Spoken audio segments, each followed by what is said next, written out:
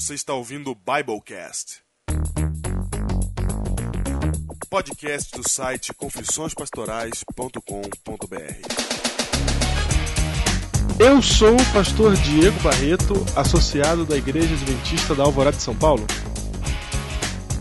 Eu sou o pastor José Flores Júnior, distrital de Ubatuba, estado de São Paulo.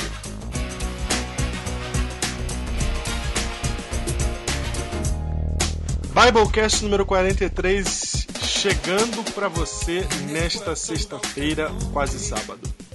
Aliás, nesse sábado, né? É o seguinte, quanto mais cedo a gente grava, mais tarde ele é publicado. Exatamente, inversamente proporcional, não tá em jeito.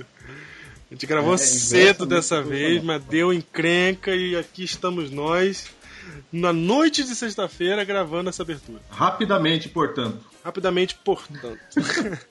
Muito bem, eu quero começar agradecendo as pessoas que comentaram o último Biblecast. E quem retweetou o último Biblecast, retweete o Biblecast. E se você pode ir lá no site e comentar, você pode ir lá fazer o download, faça também seu comentário, porque é legal você ver o comentário das pessoas de vários lugares diferentes do Brasil falando sobre o tema que a gente discutiu. E eu quero destacar o comentário do Eduardo Fagundes, que ele deixa lá um link com mais assuntos proféticos. Na verdade, não é assuntos proféticos. O link que ele deixa é como é o contexto da época de certas profecias que se cumpriram. Então, muito interessante.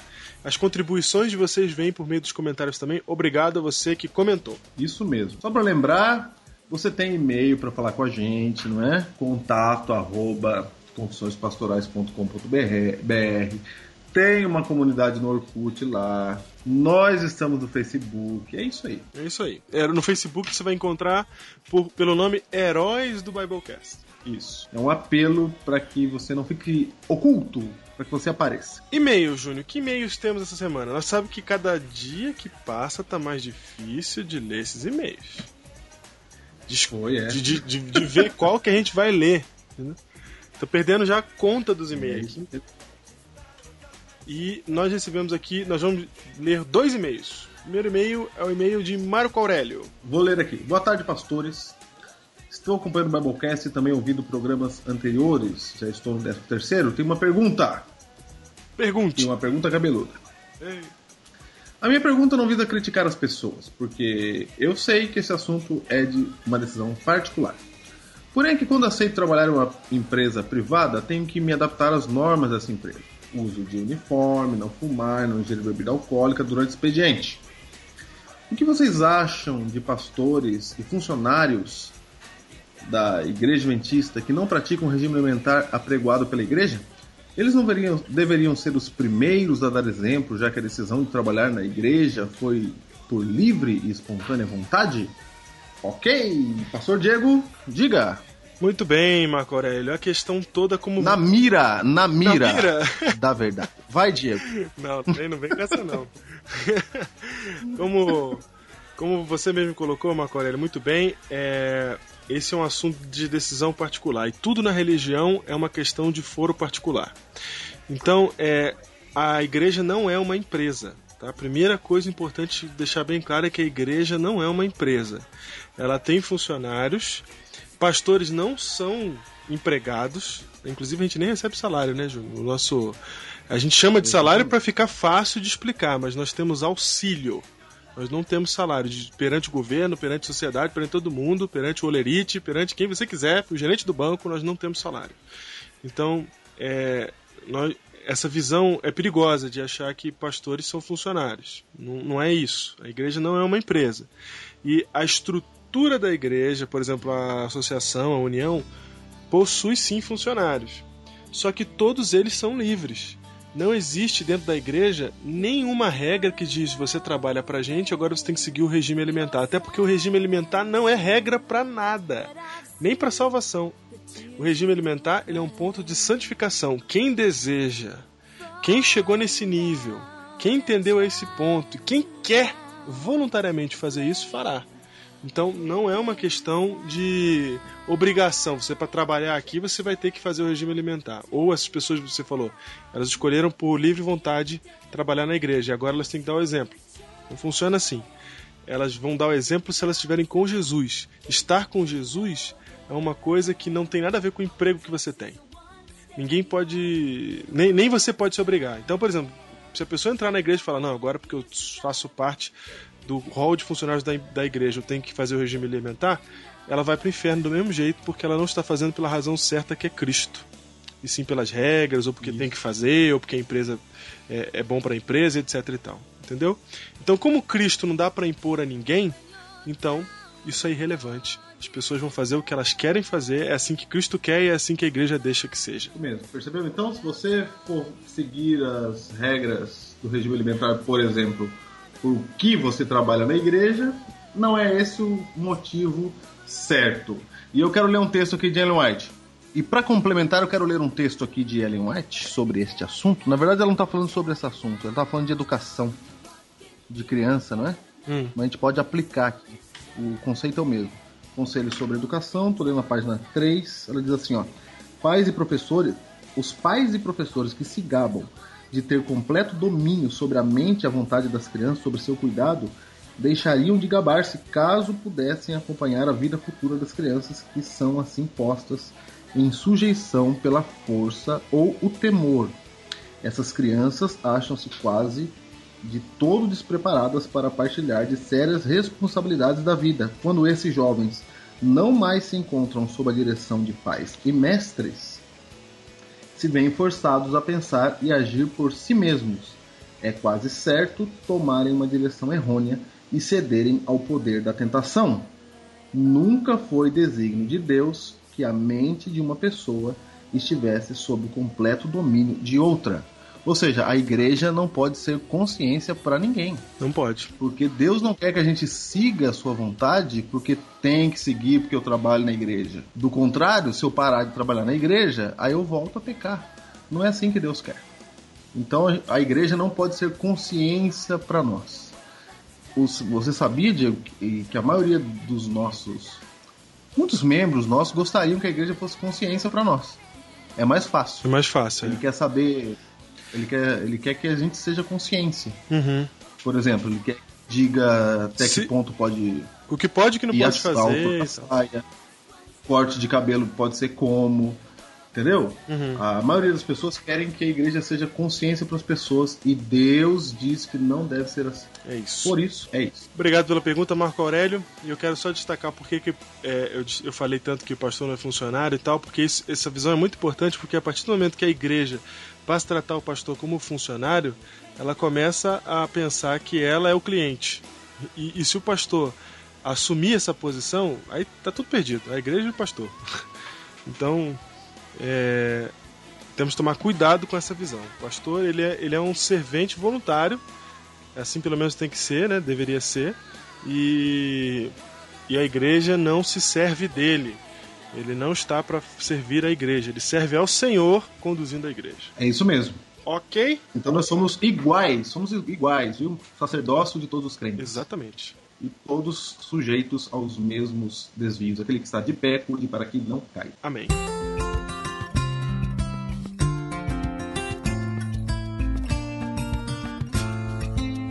Muito bem, Júnior, recebemos um outro e-mail. O e-mail de Júnior. Esse e-mail... Qual foi o tema da semana passada, Júnior? O tema da semana passada foi bastante comentado. Nós falamos aqui do terremoto de Lisboa. Falamos de terremotos. Da onde? Não, da onde principalmente? Principalmente do terremoto de Lisboa, Portugal. E de Lisboa, de Portugal, nós recebemos aqui um e-mail, Júnior. Olha aí, Opa! Nosso herói do Biblecast, Jaime Júnior, que já mandou e-mail pra nós antes, apareceu aqui com o título do e-mail dele, Portugal Tremeu. Opa, de lá, hein? Olha só, olá pastores e heróis do Biblecast. Primeiro quero dizer que vocês, mais uma vez, foram muito felizes na escolha do tema do programa. Quando comecei a ouvir na minha corrida de domingo pela manhã, mal pude acreditar que vocês falariam de um assunto que aconteceu aqui onde moro. Portugal tremeu novamente com a alegria que senti, porque eu sempre quis saber melhor em que profecia entrava esse terremoto. Aqui se diz terremoto. Muito bem. Fiquei tão envolvido no assunto que perguntei a algumas pessoas aqui o que a data 1º de novembro de 1755 lembrava a elas. e a maioria se lembrava desse acontecimento. E o que mais me chamou a atenção é que algumas dessas pessoas ainda ligam o terremoto a algo religioso, embora infelizmente muitos não sabem que esse episódio fez e faz parte de uma profecia bíblica. Para terminar, quero dizer que já baixei os episódios do programa e entreguei para uns amigos da igreja aqui em Aveiro. E uma amiga de Paris esteve aqui e fiz o mesmo. Júnior Biblecast está na França! Opa! Na França! Vamos fazer um episódio especial sobre a França aí. Apocalipse 11, hein? Olha aí. Uma amiga de Paris, ó, levou, ela vai divulgar na Igreja Adventista Brasileira lá em Paris. Ah, e antes que me esqueça, adorei o novo verbo proferido. Ah, tá. O verbo linkar, né?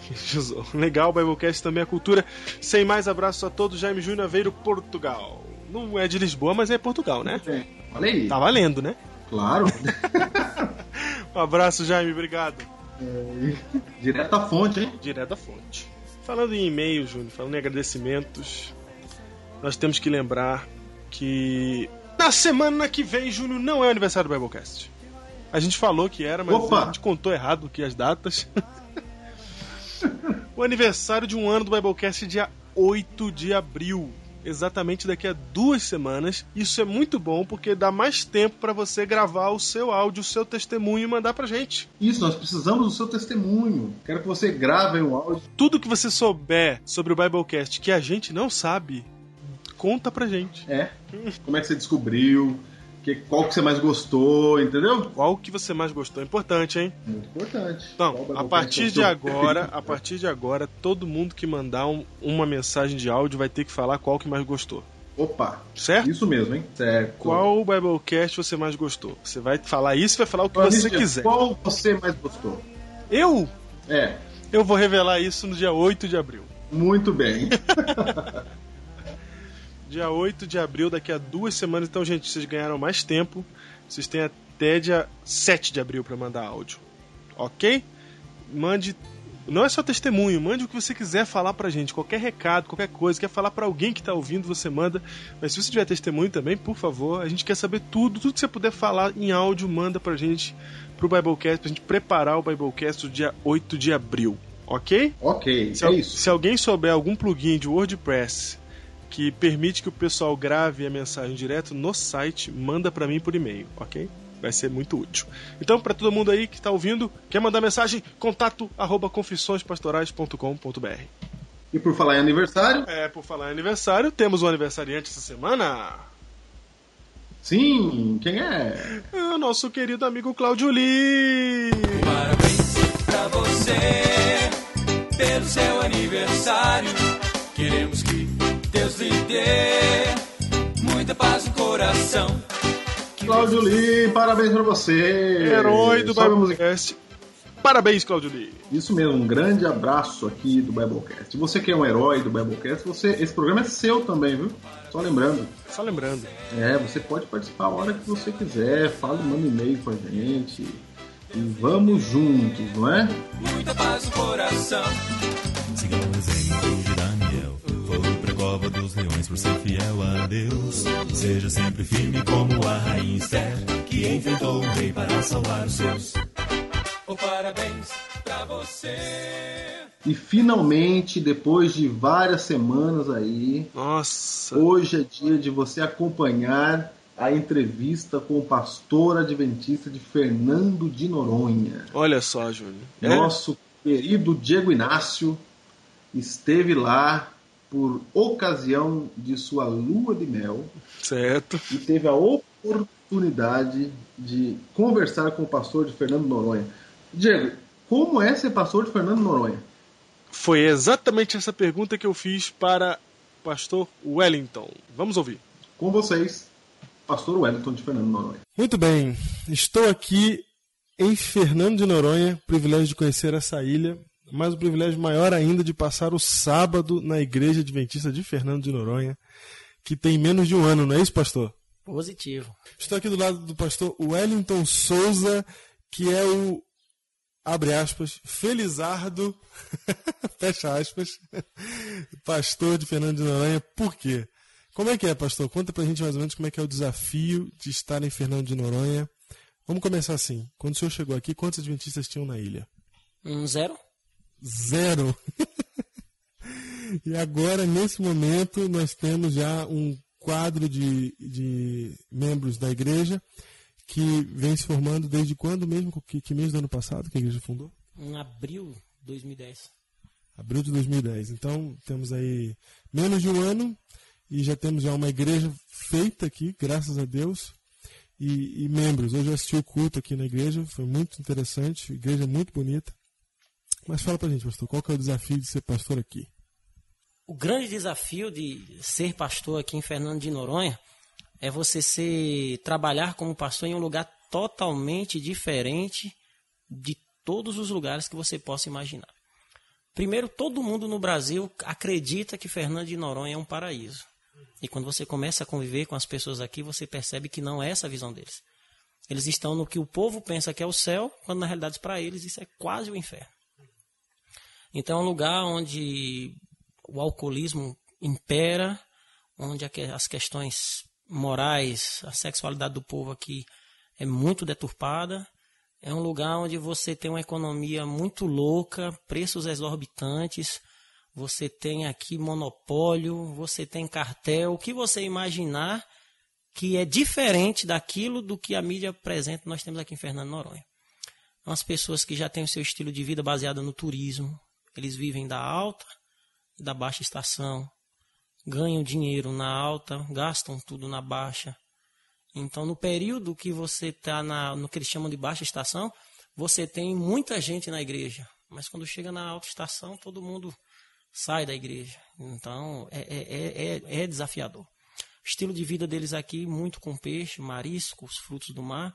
E aí a igreja adventista chega com uma proposta de saúde, uma nova dieta, deixar de comer isso, deixar de comer aquilo. Uma ilha que trabalha praticamente 24 horas por dia. Agora você vem com a mensagem sábado, você vem com a mensagem da volta de Jesus. Embora exista outros grupos evangélicos aqui na ilha, mas a missão da igreja adventista é literalmente trazer uma mensagem distintiva para esse povo, nesse, fim de mundo, assim, trazer esperança para eles. Então é muito desafiador, as igrejas são resistentes à nossa presença aqui, já foram feitos movimentos, como eles dizem, né, de seitas e heresias, e tendo como prato principal a igreja adventista para ser combatida, ser atacada. Mas graças a Deus aqui nós temos o canal aberto do Novo Tempo, nós temos uma distribuidora da Superbom, nós temos a Unisa Digital, onde eu, além de ser coordenador, também sou capelão dessa faculdade aqui, faculdade à distância. E, enfim, conhecendo as pessoas, já somos conhecidos na ilha, as pessoas já sabem a nossa proposta. Graças a Deus, nós tivemos agora o primeiro comportor na ilha que deixou 300 grandes conflitos, em 300 lares, deixou grandes conflitos em 300 lares. Então nós temos assim um trabalho desafiador, porém o Senhor tem mostrado os milagres acontecendo dia a dia na vida das pessoas. O senhor acha que no tempo que o senhor está aqui, que não dá ainda um ano da igreja, já deu para entender a ilha, ou o senhor acha que mais um tempo ainda para ver como é que vai acontecer, como é que vai ser a longo prazo? Porque a gente viu a curto prazo até agora, né? A longo prazo, daqui a 10 anos, como é que você imagina que esteja a igreja? Eu creio que na igreja aqui nós teremos grandes resultados um pouco mais a longo prazo, porque o que eu posso falar da ilha? A ilha ela é uma descoberta a cada dia. As pessoas da ilha têm comportamentos diferentes. As pessoas aqui, por não conviverem no continente, voar é como pegar ônibus, é como você pagar um táxi e ir para a avenida, o pessoal está no continente. Você vê o pessoal de manhã na ilha, à tarde eles estão em Recife, no outro dia de manhã estão de novo na ilha. E viajam muito, as pessoas viajam muito. Os próprios irmãos da igreja vivem mais tempo fora. A saúde daqui é precária e outras coisas até mesmo de necessidades básicas têm que ser buscadas no continente. Então a igreja está trazendo propostas que com certeza daqui a uns 10 anos, como o pastor Diego acabou de dizer, nós teremos uma igreja totalmente diferente. Eu digo para vocês, uma igreja forte. É uma igreja que começou forte, é uma igreja que está fazendo um trabalho, graças a Deus, muito bom com os desbravadores. Hoje nós temos um grupo que para o continente é pequeno, mas para nós aqui é uma multidão de 15 desbravadores, né? E temos um trabalho com o Ministério da Mulher e graças a Deus a nossa associação aqui abraçou a causa, né? Nós estamos tendo atenção assim dos pastores e graças a Deus tem operado maravilhas e vai operar muito mais aí para a honra e glória do nosso Deus. E essa ilha vai ver Jesus voltar também. Amém. É engraçado, o senhor falou do desbravador agora, me lembrou daquela conversa que a gente teve, que o desafio dos bravadores aqui era arrumar uma atividade que eles já não conhecessem, né? Aqui na ilha, eles já brincam na ilha aqui há muito tempo, já conhecem a natureza, estão em contato sempre, diferente da realidade urbana, né? E o senhor é jovem, quantos anos o senhor tem? Eu estou com 30 anos hoje. Olha aí, eu tava menos, hein? E com essa... Assim, a nossa visão, a visão de qualquer pessoa que está em outro lugar do Brasil, de preferência que não veio a Fernando de Noronha ainda, é pensar assim, quem vem como turista é uma realidade. Quem mora aqui, a realidade é outra, completamente diferente. E se você passa aqui um tempo como turista, você já percebe que a realidade da pessoa, do morador, é outra. Então a maioria de nós que não mora aqui pensa assim, nossa, deve ser uma maravilha, deve ser um privilégio, você estar no paraíso, né? Você morar lá, viver no céu. Como é que é para o senhor ser pastor aqui? Acontece o seguinte, eu conversando com o pastor, falando com você, Diego, você chega em Noronha e você começa a ver paisagens lindíssimas, você começa a ver berçários de vida marinha, você vê santuários da natureza. A palavra de ordem é preservação, é meio ambiente, desenvolvimento sustentável, aquela coisa toda. Só que aí, né, você experimenta 2 sentimentos em Noronha. Quando você chega em Noronha, você faz aquela mistura de euforia com Noronha. Então as pessoas chamam de euforonha.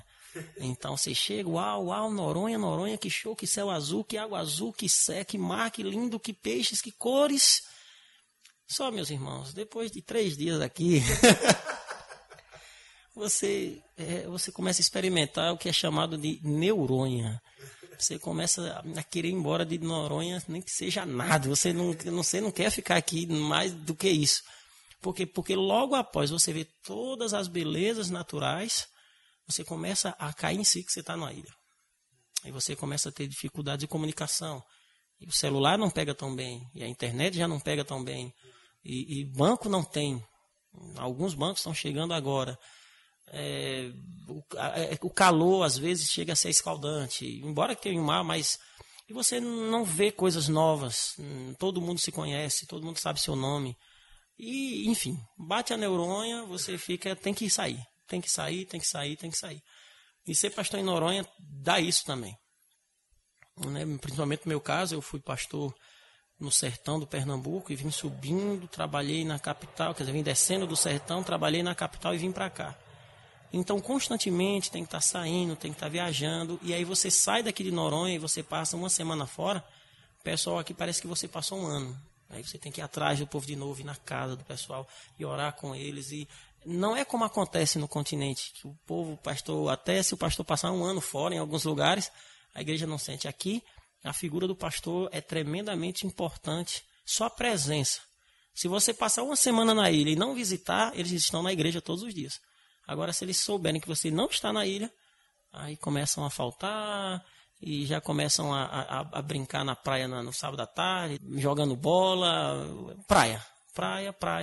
Então, sol, sal, mar, sábado de tarde, pastor não está aí, não tem programação, é praia, não tem para onde correr. Interessante que a própria natureza, né, a própria criação de Deus, assim, vista dessa maneira, de maneira tão bela, acaba fazendo com que a gente pense mais no presente, né? Que é o que acontece em todas as regiões litorâneas do Brasil, não só aqui em Fernando de Noronha, mas se você for pregar no Rio de Janeiro, se for pregar na Bahia, em regiões litorâneas você vai ver que as pessoas estão mais voltadas para o presente, para o agora, para a diversão, para entretenimento, para fazer as coisas, do que pensando num futuro, na volta de Jesus, etc.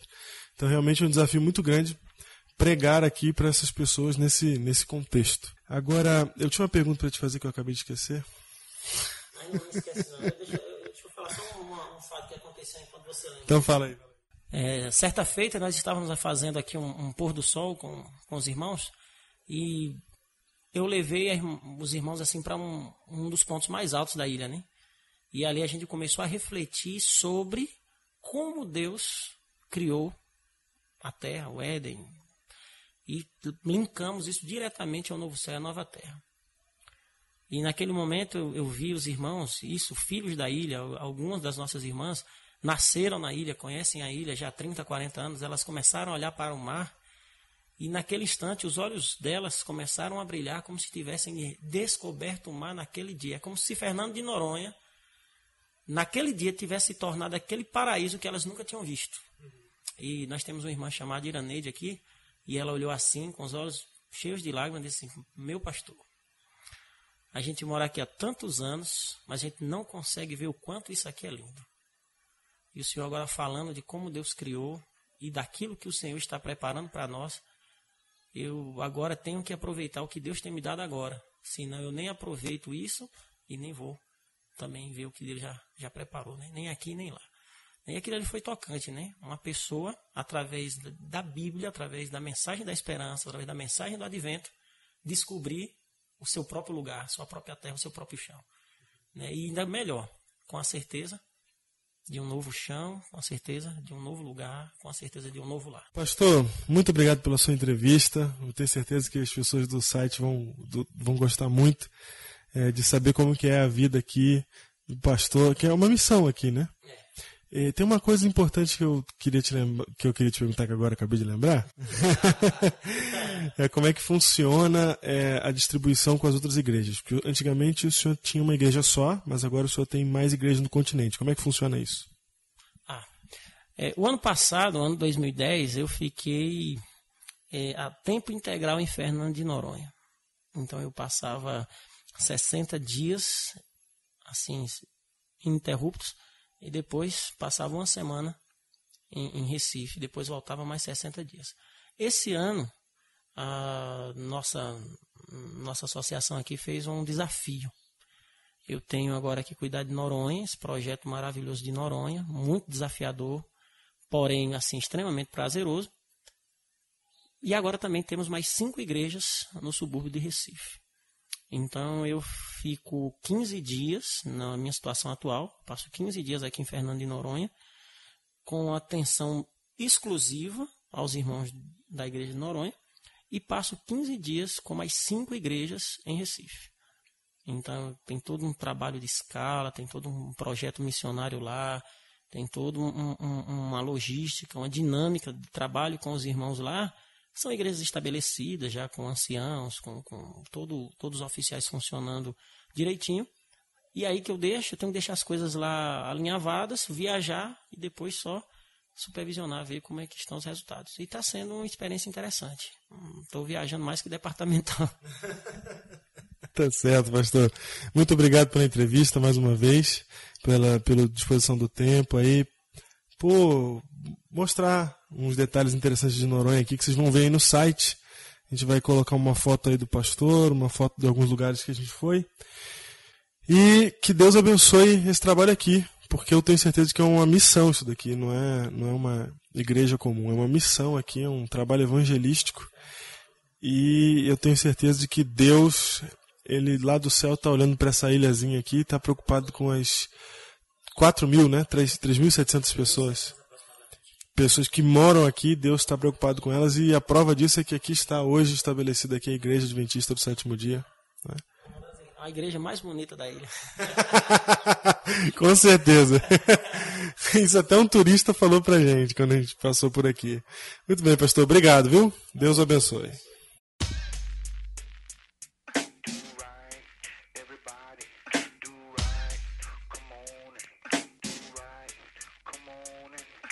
Just can't keep on living like we're living. I want to say love is just a game to play. Now I see it in a different way, and I wanna do right before got to do right. Estamos começando aqui o Biblecast número 43, 43º tema, ou 45º tema, cujo título é Não Me Dobrarei. Se você pensa que estamos falando de origami, não é nada disso. Até porque ninguém faz origami com si mesmo, né? Não dobrarei. Isso mesmo. Ai. Do que vamos falar, Diego? Não me dobrarei, Júnior.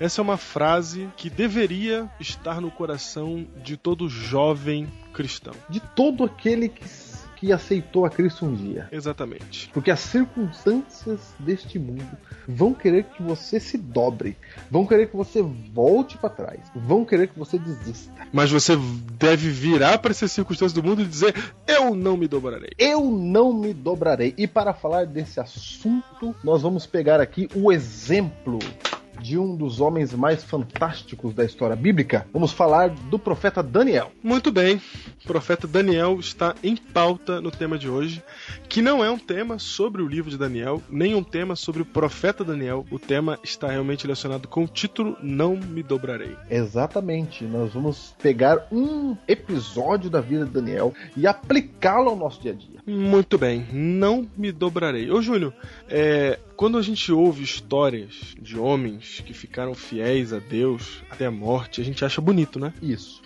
A gente até fala que queria ser como ele, né? Isso, a gente vê assim...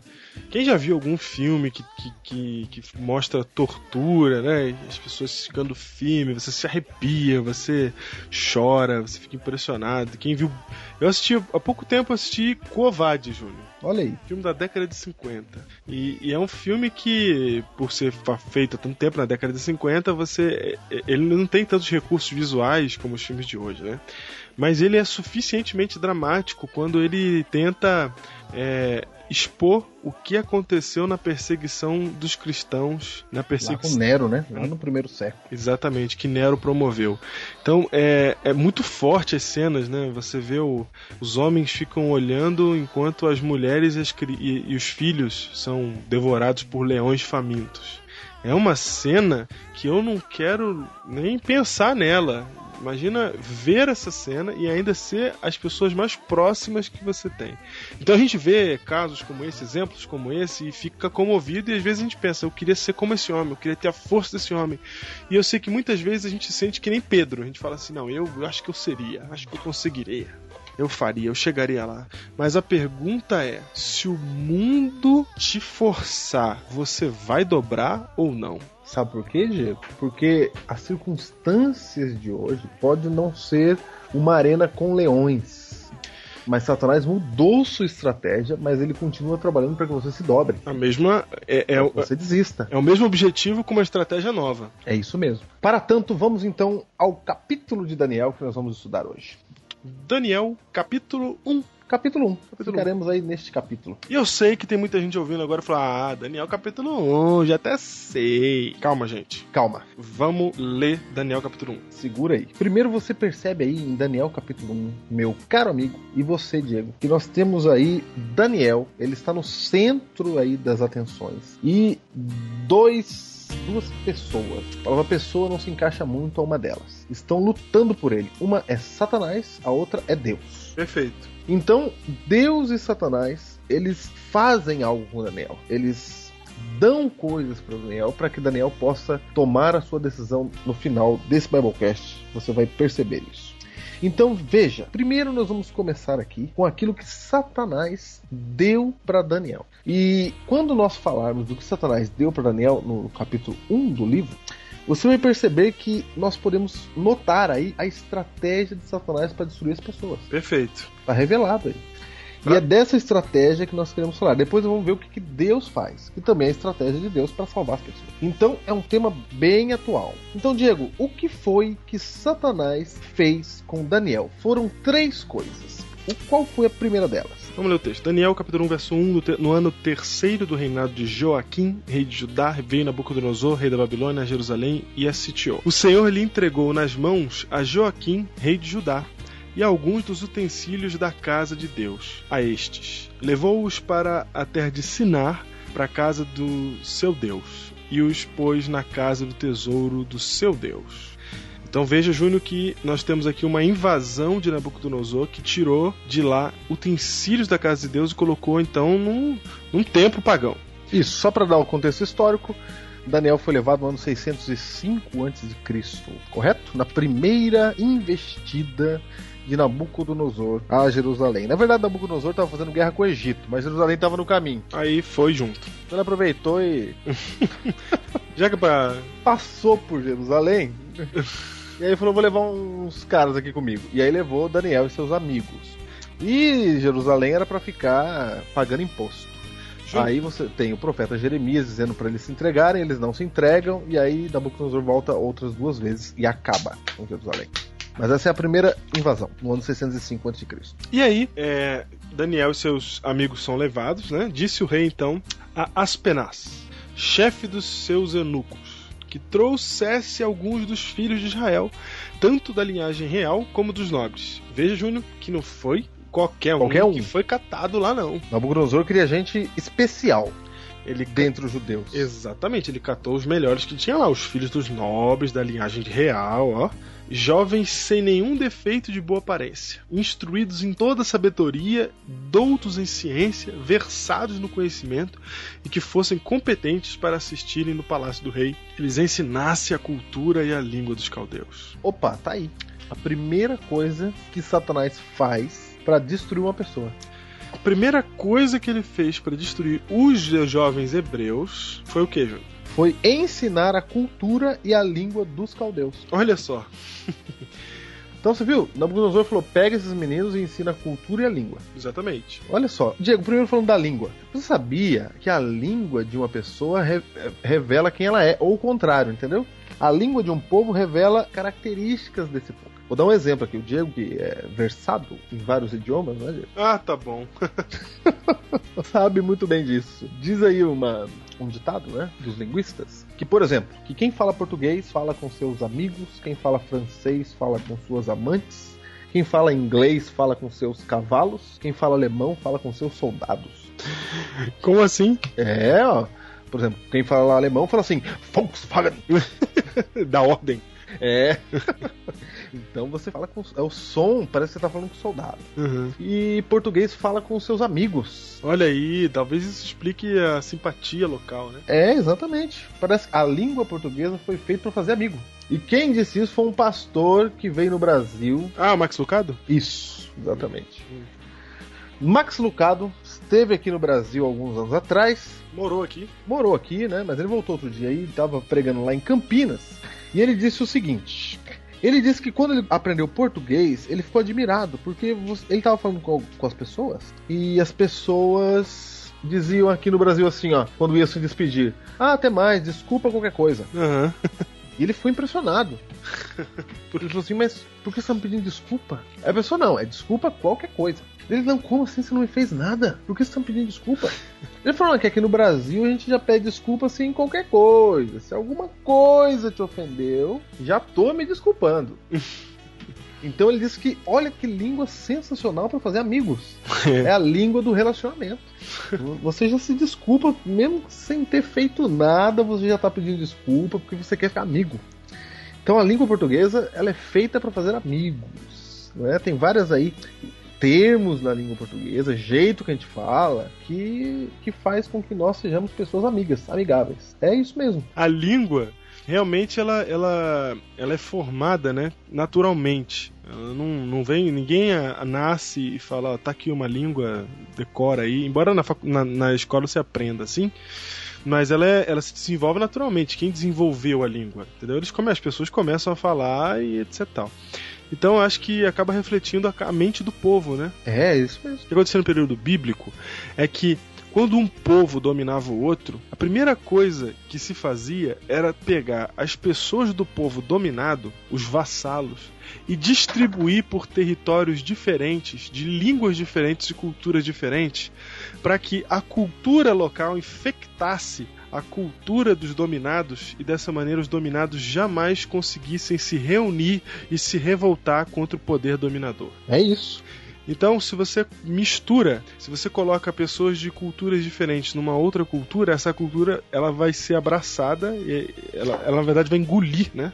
E para começar, quando você tem um problema de língua, Júnior, olha só, você tem um problema com língua, você não tem amigos ali, seus amigos estão espalhados pelo mundo, você não está mais do lado das pessoas com quem você convivia, você é obrigado a conviver com quem? Com quem fala outra língua. Exatamente. Então, eu acho que automaticamente surge aí uma síndrome de Estocolmo, né?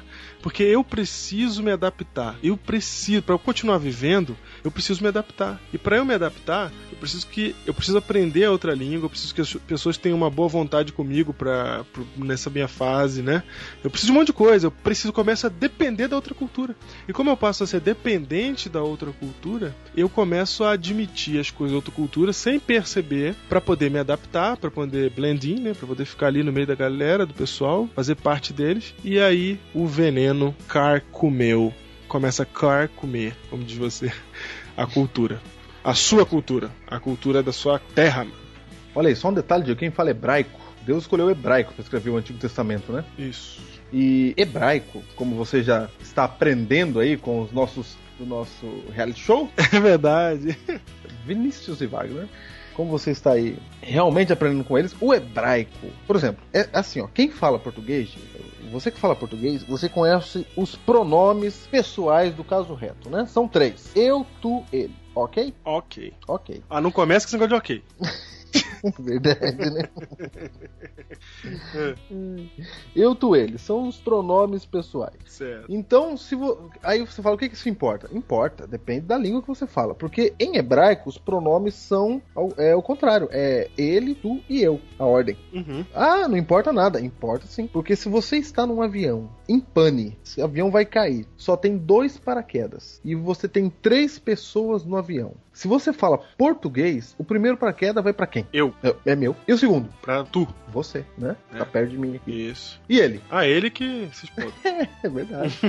Pra quem fala português. Exatamente. Se você fala hebraico, pra quem vai o primeiro paraquedas? Pra ele lá, que eu não conheço. Pra ele lá, que eu não conheço. E o segundo? Pega você. Isso. E eu? Eu vou morrer pra salvar vocês. Olha aí, a língua que Deus escolheu pra escrever a Bíblia. Exatamente. Ele não escolhe à toa. Então, gente, é o seguinte, Nabucodonosor ali falou, muda a língua desses meninos. Ou seja, às vezes a nossa língua, o nosso jeito de viver, a nossa cultura não nos deixa ver o poder de Deus. Não nos deixa reconhecer a palavra de Deus. A gente não consegue entender a Deus por causa da vida que nós levamos. Não é isso, Diego? É isso mesmo. A gente não tem, o nosso pensamento tá voltado para um outro lado, e aí fica difícil de entender as coisas que Deus fala. Por exemplo, quando ele fala que você não pode pagar o mal com o mal, você tem que pagar o mal com o bem, a gente não entende, a gente acha que é loucura isso. A gente acha que é loucura. Por que a gente acha que é loucura? Porque a aqui Bíblia é difícil de entender? Não, é porque a sua cabeça tá envenenada. É o nosso mapa mental. A gente fala assim, eu não levo desaforo pra casa. Isso, exatamente. Que é assim que a gente aprendeu. É assim que a gente aprendeu, não é? É o nosso mapa. Aí por isso, a estratégia do inimigo é trocar cultura, trocar língua.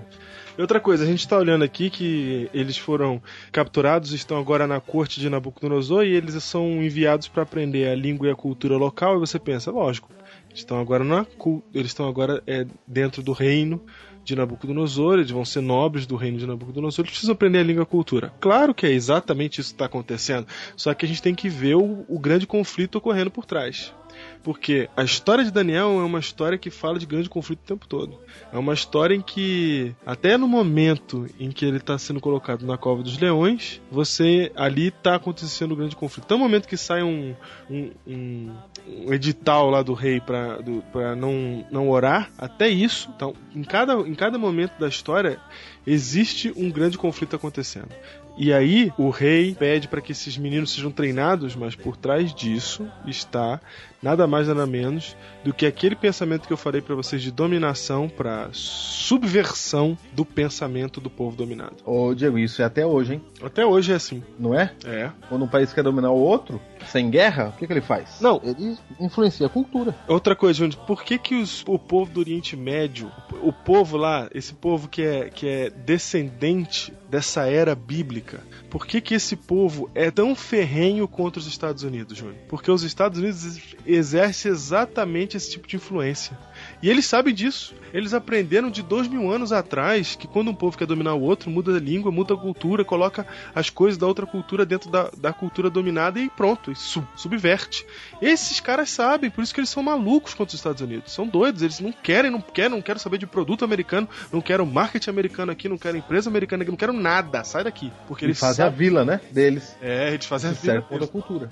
Mas, já que a gente tá falando da cultura aqui agora, toda cultura é boa? Não. Porque a palavra cultura é carregada de ter uma ideia positiva, né? Tem, quando a gente fala cultura, aqui no português, principalmente. É uma coisa positiva. Não sei nas outras, mas aqui, por causa da mídia, principalmente, Júnior, cultura é uma coisa boa. E a Bíblia tá falando de forma negativa aqui, ó. Ele ensina a cultura e a língua dos caldeus. Mas a cultura nem sempre é positivo. Por exemplo, a gente diz assim, não, é cultura, é aprender as coisas, não é?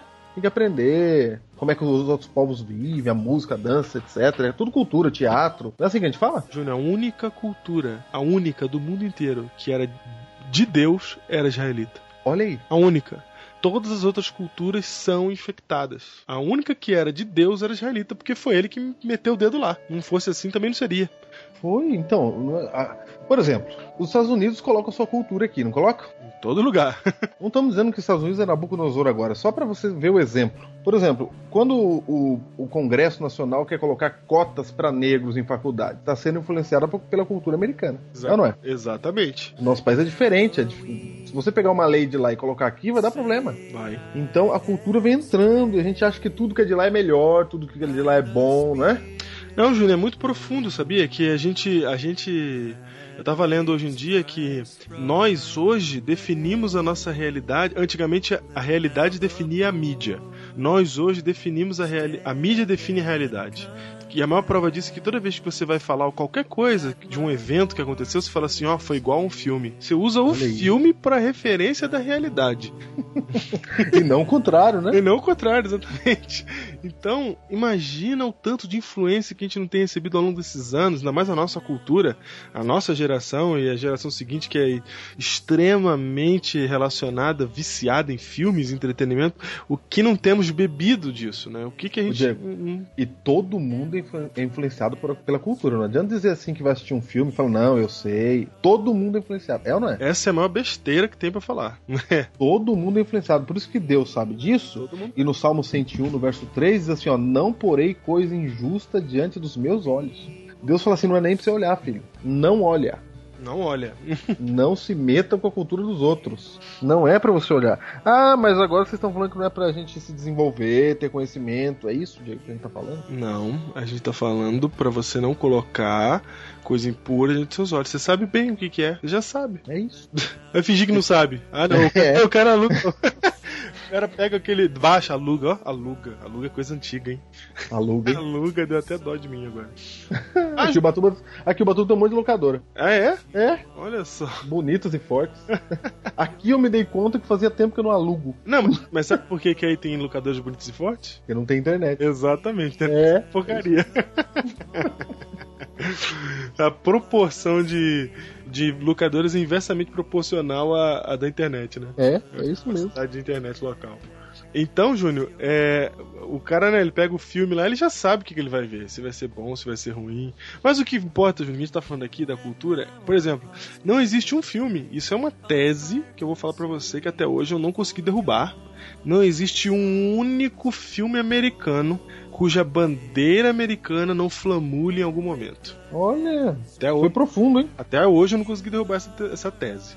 E eu procuro, todo filme que eu vou ver eu fico olhando. Apareceu uma das Estados Unidos e fala lá, a Mardita, tá lá. Tá lá a bandeira. Tá lá em todos. Em todo. Então eles usam a sua cultura, até porque eu não acho nem que é proposital, eu não acho que o cara pensa assim pra fazer o roteiro, ele senta e fala, vamos colocar na sua cultura aqui no roteiro. Não, é que é a cultura... Tá neles, né? Escapa.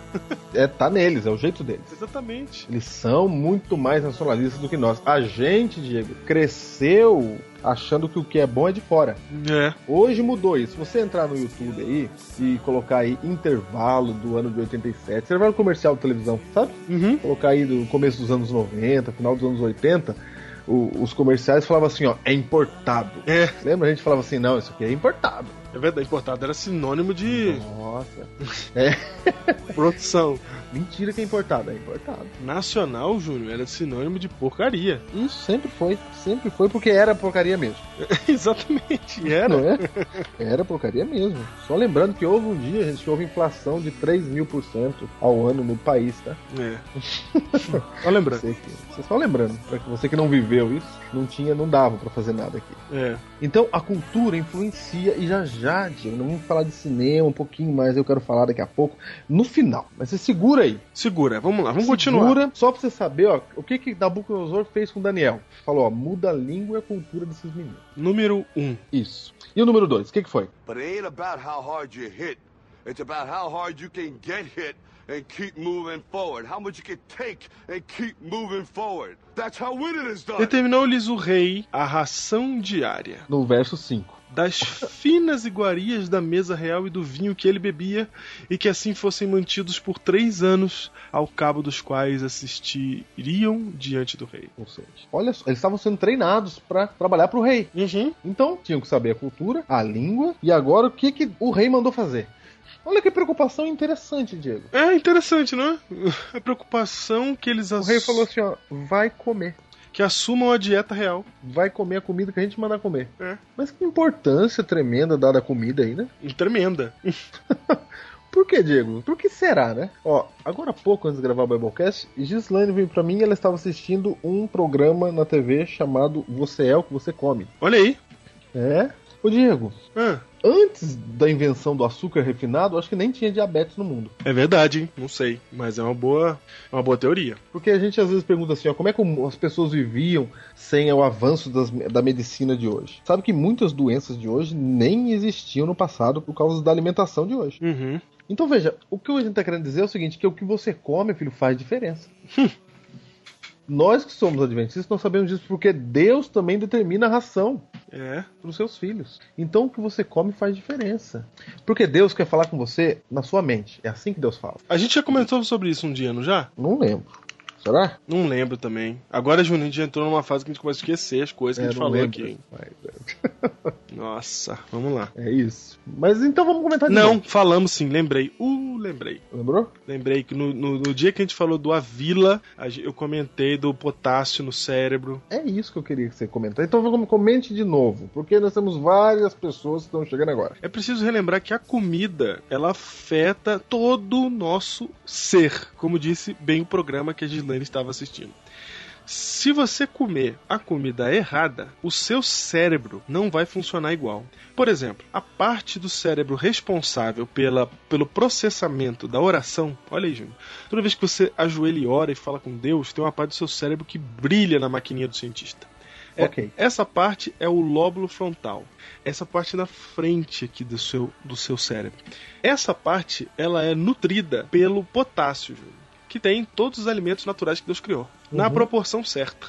Mas quando você consome produto industrializado, que não vem na proporção certa, vem tudo errado, você come mais sal, o que prejudica essa parte do cérebro, e você não tem potássio nenhum que iria alimentar essa parte do cérebro. Moral da história, fica mais difícil de orar, por exemplo. E eu já li um texto de Ellen White aqui que diz claramente que Satanás ele decidiu que para nossa era nada melhor do que alterar os alimentos. Olha, Júnior, hoje em dia, isso é uma discussão que eu já trouxe pra cá e me revolta muito porque eu acho uma falta de informação. Eu acho que nós devíamos ter deputados, senadores interessados em saber como que as empresas estão fabricando as comidas que a gente está comendo. É uma palhaçada no Brasil. Você come cada porcaria que você não tem ideia.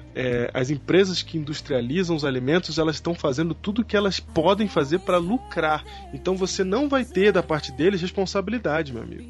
Tudo que eles vão fazer é o seguinte, se o produto tá bom, o produto funciona, se você não vai morrer e ninguém vai descobrir por que você morreu, então que seja. A ideia é essa. Ninguém vai descobrir por que você morreu. Pode até ser que o produto tá matando, mas se ninguém descobrir, tá valendo. Exatamente. Eu já falei e vou repetir. No Brasil existem mais de 200 produtos químicos sendo utilizados em escala industrial para alimentação humana que não se sabe as consequências do uso em seres humanos.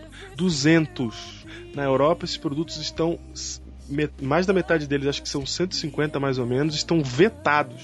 No Brasil, esses 150 vetados na Europa estão funcionando aqui normal. E ninguém tá preocupado. Ninguém vê nada.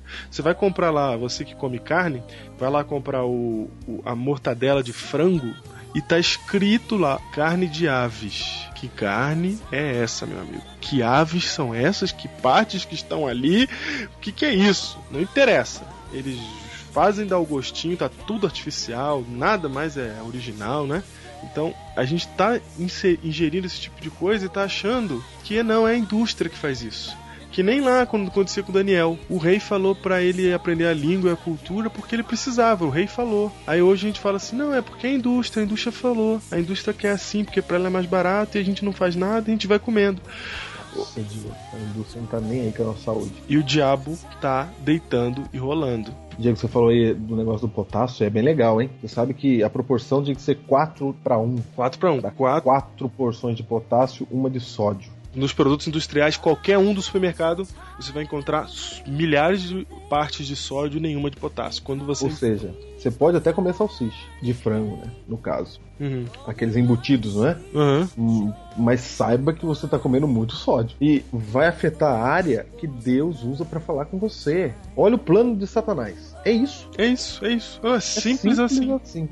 Mas é simples. Mas sabe o que acontece, Júnior? A gente não quer acreditar nisso. Porque a gente não quer se privar. Afinal de contas, uma mortadela... Eu não sei, mas todo mundo fala que é bom, né? Uhum. Ninguém quer se privar, ninguém quer perder essas coisas. Ninguém quer ouvir isso. Não, que isso? É coisa de fanático. Coisa de fanático, exatamente. Então, Daniel... Embora realmente seja coisa de fanático, os fanáticos falam disso. É verdade. Infelizmente, os fanáticos erguem essa bandeira. Embora os fanáticos... Isso realmente seja coisa de fanático. Contra a causa, os fanáticos levantam a bandeira da causa. Isso. Mas... Você tem que saber que os fanáticos foi Satanás que colocou também para desvirtuar a mensagem de Deus. É lógico. É inteligência contra inteligência juntas. É isso mesmo. Olha que importante. Então veja, primeiro, mudou a cultura e a língua. Segundo, mudou a alimentação. É isso. E terceiro? Terceiro, capítulo 6, diz assim... Verso 6. Verso 6 diz assim... Entre eles se achava um dos filhos de Judá, Daniel, que significa... Deus é meu juiz. Ananias, que significa favorecido de Deus. Misael, que significa o que é como Deus. E Azaria, que significa Deus ajudou. Olha aí. Auxiliado por Deus, algo assim. O chefe dos eunucos lhe pôs outros nomes, Júnior. Opa! Outros nomes. A saber, a Daniel, o de Beltesazar. Que quer dizer? Que quer dizer Senhor dos Tesouros. O Daniel ficou como o tesoureiro, né? Tesoureiro. E a Ananias, o de Sadraque, quer dizer? Sadraque quer dizer o grande escriba, ou real. Não dá pra saber direito. Porque são nomes babilônicos, né? Não são nomes hebraicos, então são nomes babilônicos. Nós temos estudos a respeito desses nomes, mas não dá pra concluir direito. Sadraque ou é real, ou vem de real, ou vem de o grande escriba. Misael recebeu o nome de Mesaque. Mesaque quer dizer convidado do rei. Convidado do rei. Isso. E a Azarias o nome de Abidnego. Quer dizer servo de Nebo, que é o nome de um dos deuses babilônicos. Olha, todos os nomes deles, se você tem nome terminado em El ou Ias, você tem Deus no seu nome. Exatamente. El é o título Deus e Ias é a contração do nome verdadeiro de Deus. Yavé, não é?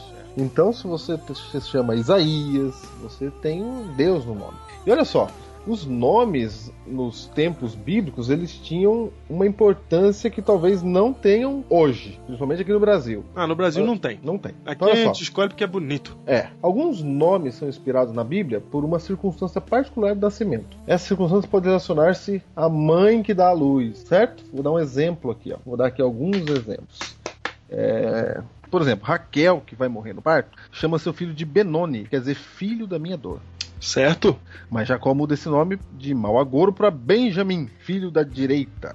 Mas rara circunstância referir-se ao pai. Moisés chama seu filho de Gerson, porque o teve quando era Ger, ou Ger, residente em terra estrangeira. Ó. A circunstância pode referir-se à própria criança. Jacó é chamado assim porque, segurou no calcanhar do seu irmão gêmeo. Pérez nasceu abrindo-se uma brecha. Brecha é Pérez. gravidez. Ou seja, o parto foi terrível, entendeu? Entendi. Forceps. Isso, exatamente. Então, os nomes tinham o seu significado. Né? Tinha o nome de acordo com o aspecto físico da criança, ó, Naor, quer dizer o que ronca, Quereá, o calvo, PCA, o coxo, e assim por diante. Os nomes de animais, né? Por exemplo, Raquel, ovelha, Débora, abelha, Ioná, pomba, e assim sucessivamente. Caleb, cachorro, né? Ok. Então os nomes tinham ali os significados. Por que colocava o nome de bicho, de cachorro? Né? Nesses nomes se quis reconhecer originalmente nomes de clãs ou um vestígio de totemismo primitivo, ou seja, que simbolizava alguma coisa. Totelismo primitivo é interessante. Totemismo.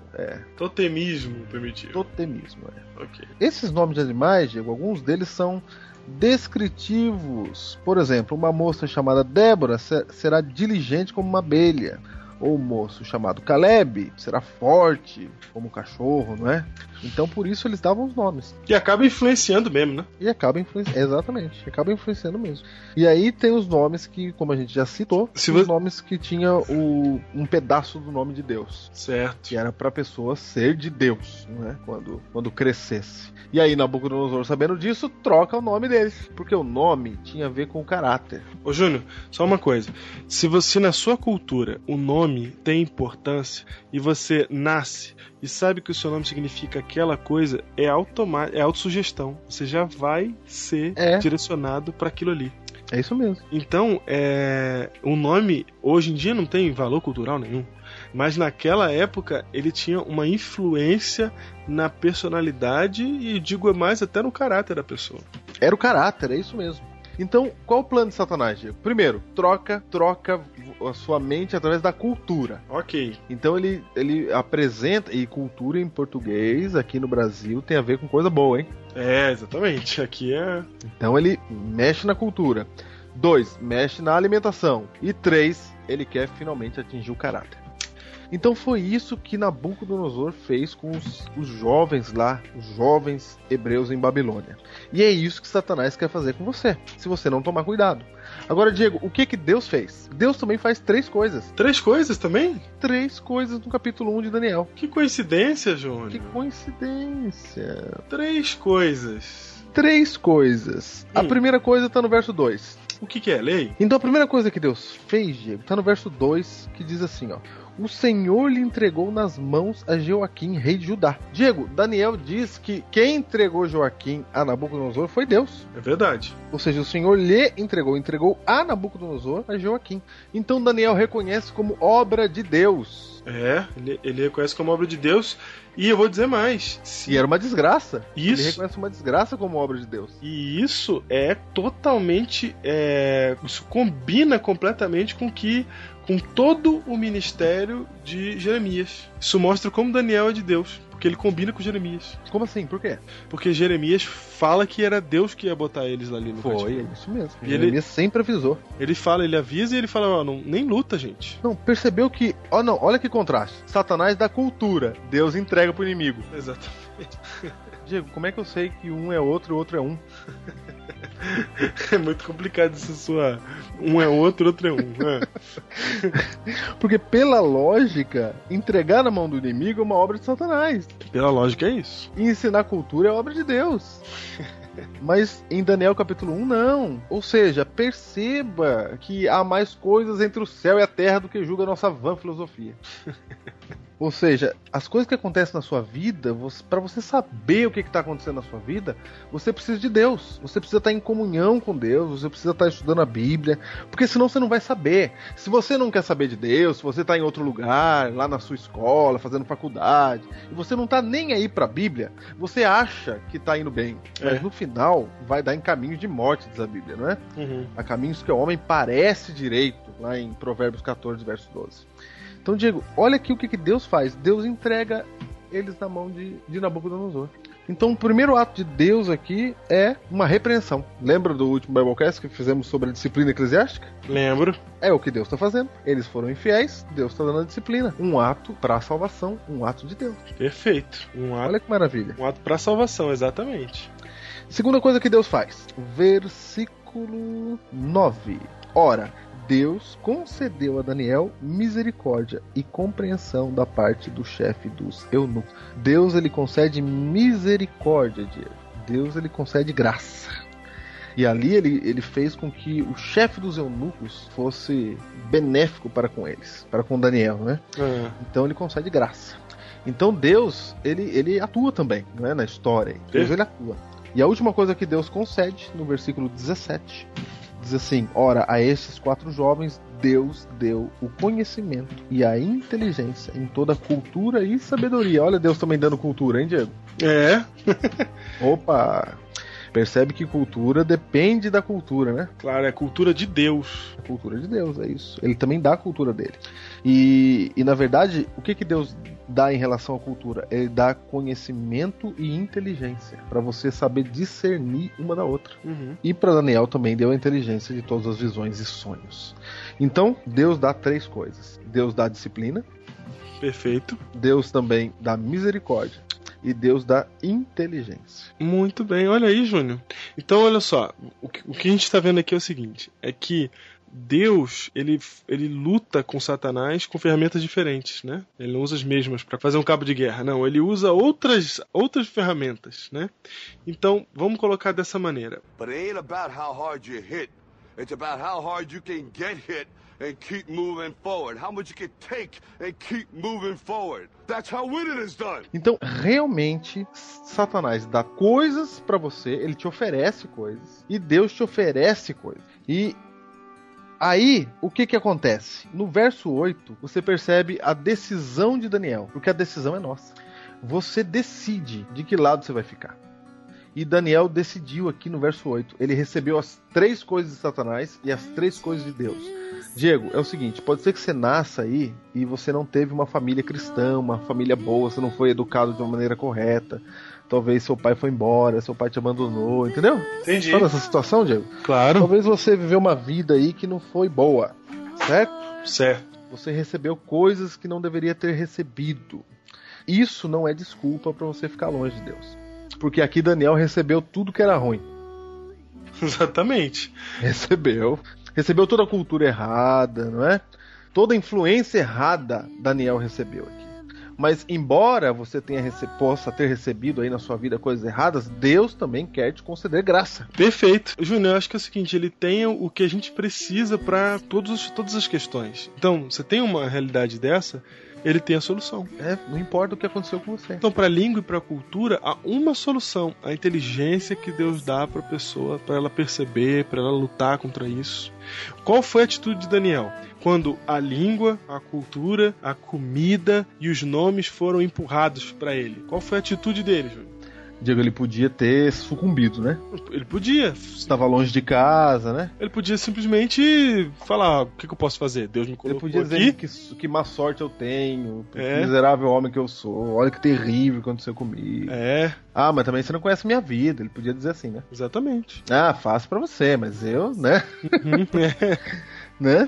Mas olha o que ele fez, verso 8. Resolveu Daniel firmemente não contaminar-se com as finas iguarias do rei, nem com o vinho que ele bebia. Então pediu ao chefe dos eunucos que lhe permitisse não contaminar-se. Olha, Daniel resolveu firmemente rejeitar a oferta do rei. Júnior, é o seguinte, se Daniel dissesse assim, ó, eu agora tô aqui, né? Trouxeram pra cá, foi isso que aconteceu comigo. Agora, no mínimo, eu tenho que comer bem, né? No mínimo. No mínimo. Vou comer bem. Afinal de contas, eu não tenho como escolher isso, né? Porque eu sou servo aqui. Vou eu me meter a querer comer diferente de todo mundo, o pessoal não vai gostar de mim, vai causar um transtorno aqui, só porque eu quero ser diferente, não. Diego, primeiro que ele já foi levado a pé de Jerusalém a Babilônia, é a distância de Rio a São Paulo, viu? Arrastado. Pra chegar aqui, comer água, beber água e comer alface. Isso. E aí ele chega lá, o rei fala assim, eu quero esse trabalhando diretamente comigo. Olha que boa sorte ele poderia perceber, né? Não, valeu a pena. Nossa, Deus tá comigo, ó. Mas ele percebe que Deus tava com ele lá quando ele tava sendo arrastado. Certo. Na hora de ficar comer a comida do rei, fala, não quero isso. E Diego, olha que impressionante. Ele resolve firmemente não contaminar-se e ele pede uma comida separada para ele. Diego, ele não podia somente ali, sem causar muito problema, separar o que era imundo ou limpo, não pegar carne de porco sem falar nada. Ele não podia fazer isso? Podia. Podia. Tanto que ele, não é? Se Deus concedeu misericórdia do chefe dos eunucos, ia conceder misericórdia do rei também. Claro. Não é? E os legumes que ele passou a comer vinha do rei também, Diego. Vinha ou não vinha? Vinham. Vinha do rei, só que ele comeu separado. Esse foi o pedido dele. Diego, Daniel escolheu causar tumulto. Exatamente, que escolheu o problema pra cabeça dele. Foi. Ele falou assim, ó, eu não vou comer aqui. Problema pra cabeça dele. Já pensou todo mundo falando assim, por que você não quer comer aqui, meu? Por que você é o diferente? Por que só você, né? É. Ele chamou a atenção pra ele. Não quero comer aqui. Ô Diego, quando Deus chama a gente pra ser cristão, ele chama a gente pra gente ter coragem de chamar a atenção pra gente. Certo. Ele não quer que a gente passe desapercebido no meio da multidão. Deus não quer isso. Por isso que ele falou, guarda o sábado. Porque não é pra você ficar aí no meio, com a camisa eu amo Jesus e fazendo as mesmas coisas. Ele falou, não, eu quero que dê problema. Eu quero que chame a atenção. Entende? Entendi. Quando Deus chamou a gente pra ser cristão, ele falou assim, ó, é pra você causar tumulto. Daniel não precisava causar esse tumulto aqui, mas ele falou assim, eu vou declarar quem é o meu Senhor, que não é esse rei. E, Diego, se fosse hoje, Daniel estaria numa universidade e todo mundo falando, fica quietinho aí, ó, não vai ficar com esse negócio de sexta-noite, não, para com esse papo. É. Um dia um camarada, Diego, falou assim, ó, é até engraçado. Rapaz, eu estudei, me formei e eu consegui estudar 4 anos e ninguém ficou sabendo que eu era adventista. Olha que maravilha, que glória. Olha que glória. Eu faltava, eu trocava, eu fazia um jeito, dava um jeito na sexta-noite e ninguém nem percebeu que eu era adventista. Que bom, hein? Nossa, parabéns. Ô Diego, Deus não chamou a gente pra disfarçar, pra guardar o sábado. Você acha que ele tá mandando o sábado? Você guarda o sábado a vida inteira, mas não quer que ninguém perceba que você guarda, né? Você sabe que quando eu estava no ensino médio, tinha um camarada que era adventista. É mesmo? Tinha. E aí? Eu descobri depois que eu me batizei. Olha, você. É. Foi assim. E esse camarada, Diego, estudava lá comigo. E a gente fazia processamento de dados, né? Não sei nem se existe mais esse curso nesse mundo. Certo, existe. Muito bem. Então a gente fazia processamento de dados e tinha que fazer os trabalhos no laboratório de informática. Certo. Você acha que todo mundo tinha computador em casa? Em 1994? Não. Só os ricos, né? E então tinha que fazer no laboratório. E a gente um dia tava fazendo um trabalho em grupo. E eu falei, vamos vir sábado à tarde. Ou sábado de manhã. A gente falou, era sábado, entendeu? Vamos vir sábado. E ele falava, não, sábado não posso, sábado não dá. Certo, mas não falava por quê. Nunca falou por quê, Diego. Eu só fui descobrir que sábado não pode, sábado não dá, depois que eu me batizei. Eu falei, é por isso que sábado não pode, sábado não dá? Diego, ele não falava nunca. Não, sábado não pode, sábado não dá. Tem muita gente, Diego, cristãos aí, membros da igreja adventista, que tá vivendo esse dilema aí. Ele não quer falar que é adventista, pra não causar transtorno. Mas saiba que Deus chamou a gente para causar transtorno para nossa vida, para que sejamos testemunhas de Cristo. É isso. Daniel resolveu firmemente não sentar-se na mesa do rei. Ô Diego, por que você acha que a gente não vai no cinema?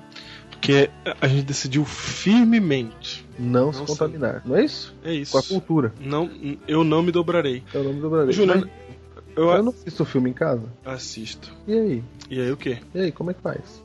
Qual a diferença de em casa e no cinema? Aí você tem que ouvir pedras ou joias de moinho. Foi que nós falamos, tá? Joias ou pedras de moinho. Isso. Eu tô tão ruim que eu falei o contrário. Só lembrando pra você que não ouviu Joias ou Pedra de Moinho, a gente não vai no cinema, Diego, por um motivo. É pra causar transtorno. É para as pessoas perguntarem por que vocês vão no cinema. Não, porque a gente realmente assiste os filmes em casa, os que a gente considera bons, que a gente entende que alguns são bons, mas nós mantemos aí uma restrição que a gente coloca para que você saiba que a gente não concorda com a indústria do cinema. A gente não concorda com tudo que tá lá. Então a gente faz isso não indo no cinema. Antes que você xingue dizendo assim, mas isso é besteira, vai lá ouvir o Joias ou Pedra de Moinho que você vai entender o que a gente quer dizer com isso. É isso mesmo. Porque a questão, a gente não tá fazendo isso por pura rebeldia, mas a gente tem uma razão por trás da nossa atitude. E, na verdade, Júnior, o tema de hoje, o título de hoje reflete bem o que a gente quer passar aqui, é não se dobrar. Entendeu? A questão é não encontrar razões para se dobrar. A gente encontra razões para sermos dobrados. E algumas vezes a gente quer ser dobrado. Então, por exemplo, quando alguém começa a falar de alimentação correta, lá vai o fanático. Porque eu quero ser dobrado. Eu quero comer açúcar. Eu quero comer tranqueira. Eu quero ter aquele gosto bom da comida, independente se ela é feita com veneno de rato na Europa. Eu quero continuar comendo. Todo mundo come. Eu quero. Então, se o cara vem falar, ele é fanático. Aí vem o cara falar de cinema, é outro e tal, não sei o que, cinema, o que tem, blá blá blá. Não tem problema nenhum, né? Não tem problema nenhum. Eu quero ser dobrado. Aí que tá. Essa é a diferença de Daniel para as pessoas hoje em dia. Na época de Daniel não queria ser dobrado. Eu não me dobrarei a outros deuses. Não quero. Não quero e não vou. A gente não, a gente quer ser dobrado pelos outros, a gente quer uma desculpa pra fazer as coisas erradas, a gente sonha que um dia um anjo apareça pra nós e fala assim, faça sexo antes do casamento. As pessoas quer. Como é que eu sei que a gente quer? Você fica perguntando isso pra vários pastores. Exatamente. É ou não é? É lógico. Toda vez que vem um pastor falando uma reunião de jovens, você faz a mesma pergunta, mesmo que você já saiba a resposta. Exato. Você fica procurando alguém que diga que não é tão terrível. Você quer encontrar essa resposta. Essa que é a questão. O primeiro que fala assim, não tem tanto problema assim, aí você fala aí, esse pastor falou e acabou. Acabou, isso. Aí você fica procurando isso. Você quer ser dobrado. Aí que tá, Júnior. E a gente aceita essas coisas. Então, por exemplo, cidade de São Paulo. Um exemplo que eu sempre dou no púlpito. Você, é fácil ir para uma semana de oração na igreja? Não é fácil. As pessoas não vão na semana de oração e eu entendo elas. Por um lado, eu entendo as pessoas. Eu tenho uma esposa que ela trabalha, ela acorda 5 horas da manhã, ela sai de casa 6 e ela só volta 7, 8 horas da noite. E ela tem que dormir porque ela vai acordar 5 da manhã. Eu sei o que é isso. Diego, eu sei também. Eu já voltei de ônibus do Hospital Adventista lá na Rocha Pombo, lá na Liberdade, e já fui de ônibus lá pro meu distrito, em Guarulhos, no Parque Alvorada. Peguei metrô, ônibus. Eu saí às 5 da tarde, 8 da noite não tinha chegado ainda. No trânsito, etc e tal. Júnior, então, isso é uma realidade da cidade grande ou não é? É uma realidade. Agora eu vou fazer uma outra pergunta. Essa realidade te impede aí uma semana de oração, por exemplo? Às vezes dá. Às vezes não. Às vezes não. Então, assim, na prática, eu acho que não dá. Até porque pela própria constituição da vontade das pessoas. Elas não têm vontade suficiente para ir. Algumas até têm, mas a maioria não tem. Então, eu acho que é insustentável isso. E por que fica na cidade grande? Entendeu? Se a cidade grande te impede de ter um relacionamento com Deus, você não consegue acordar de madrugada para orar, porque você mora na cidade grande. Você não consegue ir para a igreja nos cultos da semana de oração, que é o grande fortalecimento espiritual, que quando Deus tem a oportunidade de passar todo dia contigo numa semana falando de um tema e você poder crescer espiritualmente ali. Você não pode participar? Tá bom. Então você não pode participar disso, você não pode participar de uma vigília, porque você tem que trabalhar cedo, etc. Então, a cidade grande está te fazendo bem ou mal para tua religião? Está te fazendo bem ou mal para te religar com Deus? Está te fazendo mal? Sai dela! Aí tu vai falar que eu sou maluco, que eu sou fanático, né? É claro, porque você quer se dobrar. É gostoso viver na cidade grande. Afinal de contas, a cidade grande tem tudo que você precisa. Então você não está pensando em Deus. Diego, está sendo profundo, Diego. Está sendo profundo. Ele está dizendo que realmente Deus te está em primeiro lugar na nossa vida. Exatamente. Ele tem... E não está, né? E não tá. Não tá mesmo. É isso que a gente se dobra. É por isso que você não tem vontade na igreja mais. Vai diminuindo, vai acabando. A gente se dobra. E elas se dobram pela cultura. Então, todo mundo vai no cinema. Então eu vou. Não, todo mundo vê filme. Então eu tenho que ver também. Não, todo mundo come isso. Se eu não comer, eu vou ser diferente de todo mundo. Todo mundo come, afinal de contas. A gente vai sendo dobrado pelas técnicas de Satanás. Ele altera a cultura, ele mexe com o cerne da sociedade ali, ele faz todo mundo trabalhar igual e ele começa a oprimir você e você se dobra porque você aceita essas coisas, porque você gosta delas e etc. Deus está chamando você para você ser igual a Daniel. A não se dobrar. Essa era a diferença de Daniel. Daniel era que nem eu e você. A única coisa é que ele resolveu firmemente. É isso. Deus fala, filho, não tem desculpa. Eu já sei da cultura, eu sei que é difícil onde você mora, eu sei tudo isso. Mais difícil que Daniel não era. Então, decida, toma a decisão na sua vida. Ô Júnior, você sabe que a gente tá falando aqui, tá usando o filme como exemplo, e muita gente pode estar achando que a gente tá falando contra filme. Não, a questão não é nem essa. A gente até tá falando mesmo, mas isso aí é uma consequência. A gente não tá cobrando isso de ninguém, a gente não quer que você pare de ver filme enquanto você não entenda esses detalhes. Mas a gente acha que não consegue viver sem essas coisas, sabia? Eu não consigo viver sem açúcar, eu não consigo viver sem consumir esse tipo de produto, eu não consigo viver sem ver filme. E Júnior, eu tenho descoberto que na minha vida que é possível sim, porque ó, você conhece algum cara que gostava tanto de filme como eu gostava, teológico e tal. Eu tenho fitas aqui, ó, na minha estante tem VHS, fita, DVD, eu fiz curso de cinema, fiz um monte de coisa, fiz videozinho e tal, gosto disso, mas eu não vejo filme faz tempo que eu não paro pra ver filme. O último que eu vi foi aquele do Oscar lá agora, o Discurso do Rei. Consegui parar pra ver, mas ó, faz uns 4 meses. Eu não morri, Júnior, não morri. Não morre não. Tô bem, Não bem, morre. e descobri que consigo viver sem esse negócio. Não preciso, entendeu? Então o que eu quero dizer com isso? Quero dar um bom exemplo? Não. O que eu tô querendo dizer é o seguinte: a gente tá refém, é isso. A gente tá refém da cultura. A gente tá refém até dos alimentos, a gente tá refém. E com isso, o diabo está transformando o nosso caráter, mudando o nosso nome, nos dando a personalidade que ele quer que nós tenhamos. Somos marionetes. Marionetes, porque ele tá colocando a cultura que ele quer em cima de nós. E ele faz isso como? Ele faz isso nos atraindo. Ele não faz isso empurrando. Ele usa a técnica que Jesus usou. Jesus não empurrava ninguém, ele atraía as pessoas. Então ele faz isso, ele atrai você. Com o quê? Com as coisas que você quer. Pronto, acabou. Resolveu. Agora você se dobra aos deuses que ele colocar diante de você. Por mais que não pareça. Por mais que ele esteja fingindo, você tá indo pra igreja. Afinal de contas, você vai pra igreja, né? Afinal de contas, você canta no coral, né? Afinal de contas, você estuda a Bíblia de vez em quando, né? Mas você precisa tomar uma atitude como a de Daniel, de não se dobrar aos outros deuses. Não se dobrar à tua própria vontade, os teus próprios interesses, que estão contaminados pela sua cultura. Não existe mais hoje na Terra, nem no povo de Israel, uma cultura de Deus. Todas elas estão contaminadas. E o único jeito de você escapar disso é receber de Deus disciplina, que começa nesse Biblecast, misericórdia e inteligência.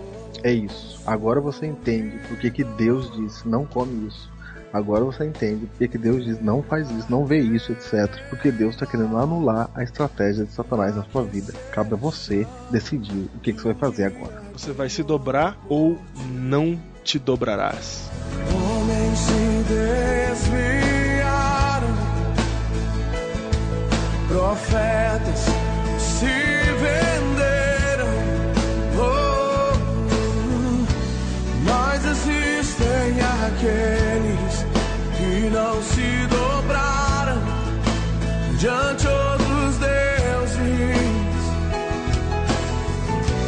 mas existem aqueles que não se dobraram diante outros deuses.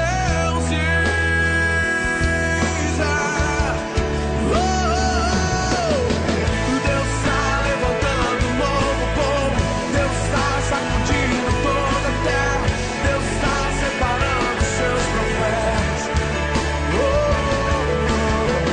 Um novo dia amanhecer, uma nova história se cumprir. O choro já durou a noite, é chegado amanhecer. Deus está levantando um novo povo, Deus está sacudindo toda a terra, Deus está separando seus profetas. Um novo dia amanhecer, uma nova história se cumprir. O choro já durou a noite, é chegado amanhecer. É chegado amanhecer. É chegado amanhecer. É chegado amanhecer.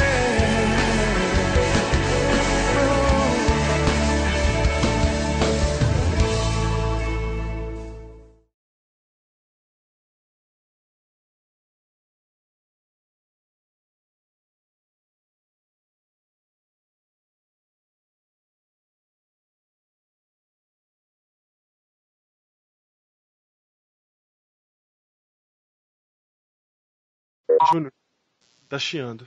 Começou bem agora. Que Bem agora, meu. Eu tô ouvindo o chiado. Ó, pra você ouvir, pra você ver como tá grave. Da onde veio esse chiado, meu? Ué? Mexer aqui. Ô. Estamos no apelo, esse negócio vai chiar, meu. E aí? Tá ruim demais. Continua ruim? Continua. E aí? Opa, quase. Opa. Opa. Não. Ruim. E aí? Nada? Ruim. Mexendo aqui nos cabos aqui, meu. Ah, tá. Não, até agora nada. E esse é um microfone bom, meu. Meu, tá chiando nervoso. Meu, vamos ter que terminar assim mesmo. Meu, não dá, meu. Mexe aí, vê se cura. Cura, cão. Tem cura isso não, meu. Pera aí. Deixa eu ver aqui. E aí? Não, tá terrível, espantoso ainda. Terrível? A gente tem que achar um jeito que pelo menos mude um pouco. Eu parei de ouvir. Você parou de ouvir? Parei. Ah, eu continuo ouvindo firmemente. Tem certeza? Opa, tá aqui no meu ouvido, na minha orelha. Aí, ó, voltou no meu. Ih, Vamos ver aqui. Pera aí.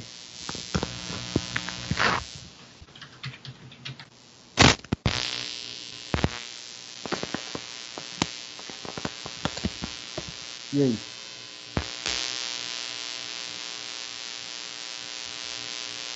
E aí? virou o caos. Tá- Agora pode parar isso aí. E aí? Não deu? Tá mais. Agora diminuiu um pouco, meu. Tá, mas ainda tá. Não consigo mais, não. Mas o que você fez aí pra mim? Ah, eu troquei de microfone, pus outro, entendeu? Entendi. Não tem nada ligado aí. Não. Faz só pra mim. Tá vendo o seu computador? Sabe onde é a fonte dele, né? Onde é a fonte dele? Lá atrás onde sai o cabo preto. Cabo de energia? É. Ah, Tem uma ventoinha ali, não tem? tem. Põe a mão ali só. O que tem? Pôs a mão? Pus. Aí diminuiu. Tirou a mão, voltou. Pôs a mão, diminuiu. Será? Isso é interferência de eletricidade, cara. Deve ser mesmo. Ficou bom? Ficou. Vou ficar com a mão aqui então, no finalzinho. Não tá bom, mas diminuiu bastante agora. Voltou. Nossa, voltou. Aí. Você tá descalço ou tá calçado? Tô descalço. Tá descalço? É. Não tá tomando choque fazendo isso, não? Não. Qualquer coisa. Você ouviu um.